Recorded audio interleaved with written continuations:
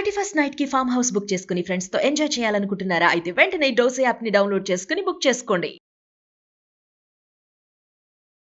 Hi hello namaste, welcome back to Suman TV.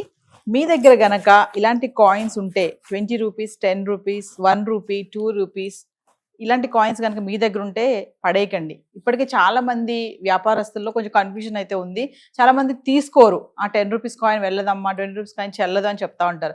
కానీ కొత్తగా RBI ఒక నోటీస్ అయితే ఇచ్చేసింది, ఇవన్నీ కూడా చెల్లుబాటు అవుతాయని చెప్పేసి. మరి అసలు వివరాల్లోకి వెళ్దాం. దీనిపైన మరింత సమాచారం అందించడానికి స్టూడియోలో అందుబాటులో ఉన్నారు అనలిస్ట్ మందరి కృష్ణారెడ్డి గారు.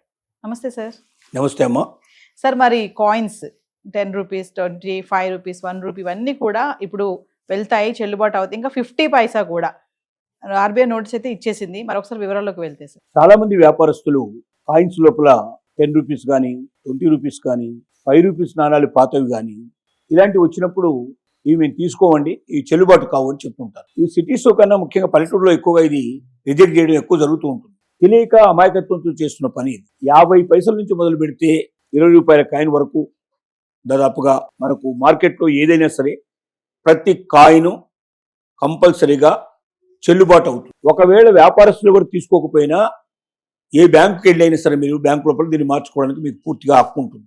కాబట్టి నాణ్యాలు చెల్లుబాటు కావు అని ఎవరైనా అంటే వాళ్ళ అమాయకత్వం నవ్వుకోండి మీరు తప్ప, అవి పనికిరావని చెప్పి పారేయడం కానీ వాటిని విసిరేయడం కానీ అలాంటివి చేయకండి. ఎంత చిల్లర మీ దగ్గర ఉన్న ప్రతి చిల్లరకు వాల్యూ ఉంది. ఇంకా వెనక్కి వెళ్తే ఈ 50 పైసల నాణ్యాల కన్నా ముందర 25 పైసలు, 10 పైసలు, 1 పైస కూడా నాణ్యాలు అప్పట్లో గతంలో వచ్చేవి. అలాంటివి ఎవరి దగ్గర ఉంటే, పాత నాణ్యాలు ఎవరి దగ్గర ఉంటే, ఇంకా 10 ఏళ్ల క్రితం 20 ఏళ్ల క్రితం నాణ్యాలు ఎవరి దగ్గర ఉంటే వాటికి ఎంత డిమాండ్ అంటే దాన్ని 1000 రూపాయల మీద తీసుకోవడానికి సిద్ధంగా ఉంటారు.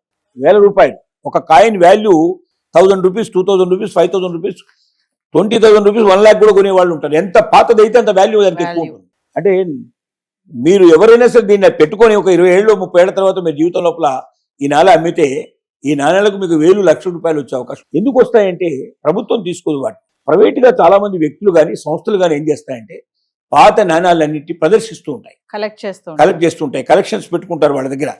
ఇలాంటి కలెక్షన్ చేసుకునే వాళ్ళు వ్యక్తులు ఉంటారు, సంస్థలు ఉంటాయి. ప్రపంచవ్యాప్తంగా కొన్ని వేల మంది ఉన్నారు, లక్షలు కూడా దాటి ఉంటాయని కూడా చెప్పడానికి కూడా ఆశ్చర్యపడాల్సిన అవసరం లేదు.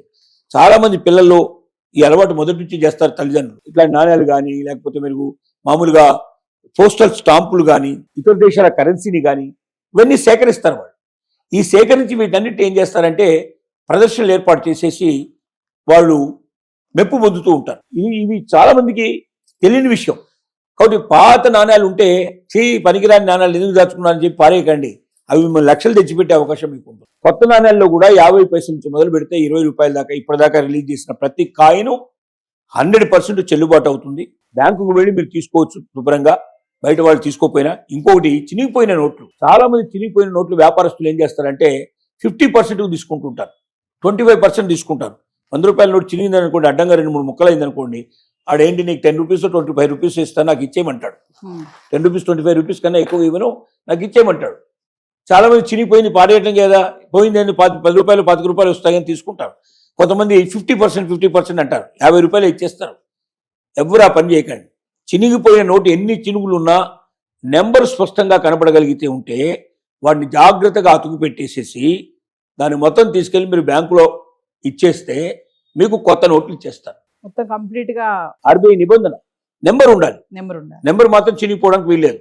నెంబర్ పర్ఫెక్ట్ గా ఉండి మిగతా నోటు ఎక్కడ జరిగినా ఎన్నిసార్లు జరిగినా దాన్ని జాగ్రత్తగా అతుకు పెట్టి తీసుకెళ్లి బ్యాంకులో ఇస్తే మీకు 100 వస్తాయి. ఏ నోటు ఎంత ఉంటుందో దాని వాల్యూ మీకు వచ్చేస్తుంది. పొరపాటున కూడా వ్యాపారస్తులకు ఇచ్చి సగానికో పావు సగం తీసుకొని మీరు పూర్తిగా నష్టపోకండి. కాయిన్స్ అనేవి, రూపీస్ అనేవి ఎన్నేళ్లున్నా చెల్లుబాటు కాకపోవడం లేదు. కాకపోతే ఒక్కోసారి బ్యాంక్ ఏంటంటే ఇప్పుడు మనం చూసాం 1000 రూపాయల నోట్లని రద్దు చేసిన సందర్భంగా జరిగిన పరిస్థితి మనం చూసాం. ఆ రకంగా రద్దు చేసిన పరిస్థితులు ఉన్నాయి. కానీ అట్లా రద్దు చేసినప్పుడు ఏం చేస్తారంటే కొంత సమయం ఇస్తారు. మనం ఒక 2 నెలలు 3 నెలలు టైం ఇస్తారు. ఆ టైం లోపల మనం పోయి మార్చుకోవడానికి మనకు అవకాశం ఉంటుంది. అలా మార్చుకోకుండా ఉన్న నోట్లకు కూడా ఏదో ఒక రోజున బ్రహ్మాండమైన వాల్యూ వస్తుంది. టైం వెయిట్ చేయాలి. అంటే ఒక 20 ఏళ్ళు 30 ఏళ్ళ మధ్యలో గ్యాప్ ఉంటే మాత్రం ఆ నోటుకు విలువ ఎక్కువ పెరుగుతుంది, ఆ కాయిన్కి విలువ ఎక్కువ పెరుగుతుంది. కాబట్టి పాత నోటే కదా, పాత కాయిన్సే కదా అని తీసి పారేయకండి. అవే మీకు 1000 లక్షలు తెచ్చిపెట్టే అవకాశం ఉందని మనం ఇన్ఫర్మేషన్ ఇస్తున్నాం. దీనికోసం కావాలంటే ఆన్లైన్లోకి వెళ్ళి మీరు ఏమైనా నాకు ఈ డేట్లో ఉండేటువంటి కాయిన్ నా దగ్గర ఉంది, ఈ డేట్లో ఉండే నోట్ దగ్గర ఉంది, ఇది ఎవరికి కావాల్సింది, ఎవరు తీసుకుంటారు, తీసుకునే అవకాశం ఉంది అని చెప్పి మీరు ఆన్లైన్లో కొడితే మీకు ఆటోమేటిక్గా ఆన్లైన్లో చాలా వెబ్సైట్లు వస్తాయి. అంటే ఇప్పుడు ఆర్బీఐ ఎందుకు క్లారిటీ ఇచ్చింది ఇవన్నీ కూడా చట్ట విరుద్ధంగా వెళ్తాయి, చలామణి అవుతాయి అని చెప్పేసి? ఎందుకు ఇచ్చిందంటే ఇదే ప్రజల నుంచి గొడవ వస్తుంది కాబట్టి, వ్యాపారస్తులు తీసుకోవట్లేదు, ఏం చేయాలని గొడవ పెడుతున్నారు. గొడవ పెడుతున్నప్పుడు ఏంటంటే దానికి ఏదో ఒకటి ఇవ్వాలి కదా, క్లారిటీ. వాళ్ళు వివరణ ఇవ్వకపోతే వ్యాపారస్తుల్లో మార్పు రాదు కదా.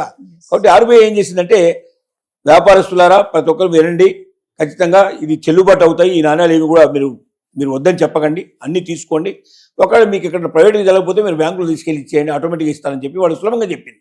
అంటే ప్రజలకు అర్థమయ్యేటట్టుగా, వ్యాపారస్తులకు అర్థమయ్యేటట్టుగా ఇద్దరికి ఒక ఇన్ఫర్మేషన్ ఇచ్చింది. Thank you sir.